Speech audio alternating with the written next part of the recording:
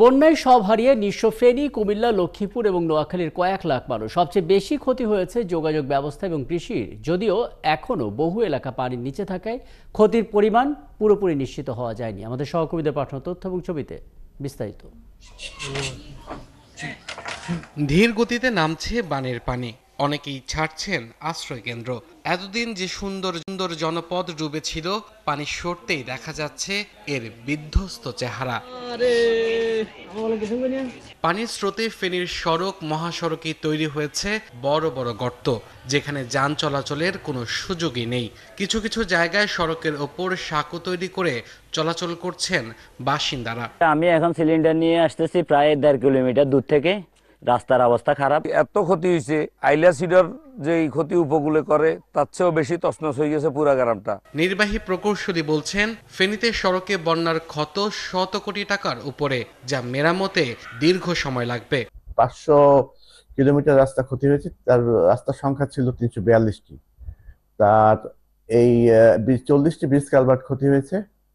যদিও আমাদের এই জেলার কিন্তু 4300 কিলোমিটার রাস্তার মধ্যে 3300 কিলোমিটার পানিতে নিমজ্জিত ছিল। নোয়াখালীতে পুঁজি হারিয়ে নিঃস্ব 85,000 মাছ চাষি।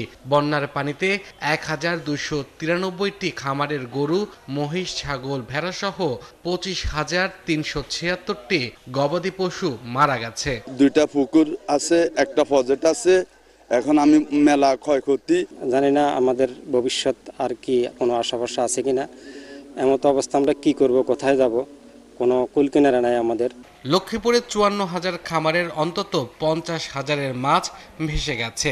মৎস্য, কৃষি, প্রাণী সম্পদের ক্ষতির পরিমাণ 500 কোটি টাকার বেশি। এই জ্বালা চলে গেছে ফানি, কি আবার জ্বালা হালাইছি, সেই জ্বালা বন্যা চলে গেছে, এখন ঘরের ভিতরে ফানি। কুমিল্লায় বন্যায় পুরো 74,000 হেক্টর জমি প্লাবিত হয়েছে।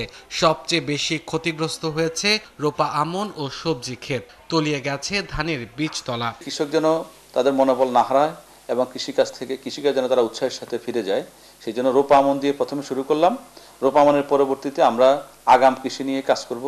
আগাম সবজি, আগাম তেল ফসল, ডাল ফসল নিয়ে আমরা কাজ করব।